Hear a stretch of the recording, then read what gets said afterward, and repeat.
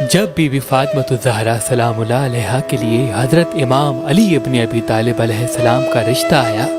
تو رسول خدا صلی اللہ علیہ وآلہ وسلم نے اپنی بیٹی کی مرضی جانی اور اس کے بعد تمام اصحاب کو مسجد نبوی میں بلایا اور حضرت علی ابن ابی طالب علیہ السلام کو سامنے بٹھایا اور فرمایا کہ جبریل اللہ کی طرف سے یہ پیغام لے کے آیا ہے کہ میں اپنی بیٹی فاطمہ کا رشتہ علی سے کر دوں۔ اور پھر آپ نے امام علی کا نکاح پڑھانا شروع کر دیا اور کہا،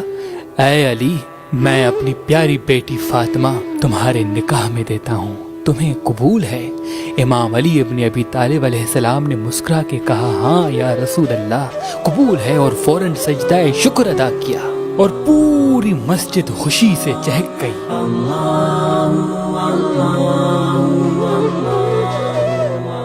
کچھ ایام بعد آپ نے امام علی کو بلا کر کہا، اے علی، فاطمہ کی رخصتی کا انتظام کرو۔ امام علی نے دست ادب کو جوڑ کے کہا، یا رسول اللہ، میرے پاس بس 2 ہی چیزیں ہیں، ایک تلوار جو اسلام کے لیے جنگ میں کام آتی ہے اور جب میں مزدوری کے لیے جاتا ہوں تو کھڈے کھودنے کے کام آتی ہے، اور دوسری میری زرہ جو میرے نزدیک میرے کسی کام کی نہیں۔ آپ صلی اللہ علیہ وآلہ وسلم نے فرمایا، اے علی،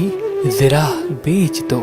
اور جو پیسے ملے اس سے رخصتی کا انتظام کرو۔ امام علی بازار جاتے ہیں اور زرہ بیچتے ہیں اور 480 درہم لے کے حضور پاک کی خدمت میں حاضر ہوتے ہیں۔ آپ صلی اللہ علیہ وآلہ وسلم نے ان پیسوں میں سے کچھ پیسے بی بی ام سلمہ کو عطا کیے اور فرمایا، اے ام سلمہ، جاؤ فاطمہ کو دلہن بناؤ، خوشبو خریدو، اور باقی پیسے بلال حبشی کو دیتے ہیں کہ جاؤ بلال، ضروریات زندگی کا کچھ سامان مہیا کرو۔ اس سامان میں ایک اوڑھنی، ایک کالی چادر، ایک کھجور کے تنوں کا تخت، ایک کھجور کی چھال اور ایک بیڑ کے خال کی بنی ہوئی چٹائی، 4 تکیے، ایک اونی چادر، ایک چکی، ایک مشق، ایک تانبے کا تھال، ایک دودھ کا پیالہ، ایک پانی کا پیالہ اور ایک سبز رنگ کا مٹکا تھا۔ جب یہ سامان حضور صلی اللہ علیہ وآلہ وسلم کے پاس آیا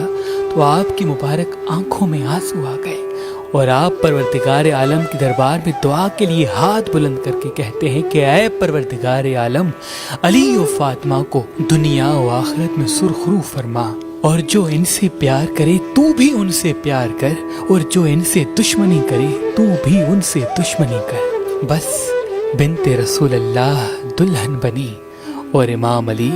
دلہے بن کر اپنے بھائی عقیل اور حضرت سلمان فارسی کے ساتھ آپ صلی اللہ علیہ وآلہ وسلم کے گھر تک آ گئے۔ جیسے ہی حضور پاک نے علی کے چہرے پہ نگاہ کی، مسکرا کر سینے سے لگا لیا اور فاطمہ کا ہاتھ علی کے ہاتھ میں دے کر فرمایا، اے میری بیٹی، مجھے اس دنیا میں اس سے محبوب کوئی نہیں جو میں نے تیرے لیے چنا۔ اور علی سے کہا، اے علی، تجھے نبی کی بیٹی مبارک ہو۔ اور پھر اللہ کے محبوب کے گھر سے امام علی کی بارات چلی۔ اگلے دن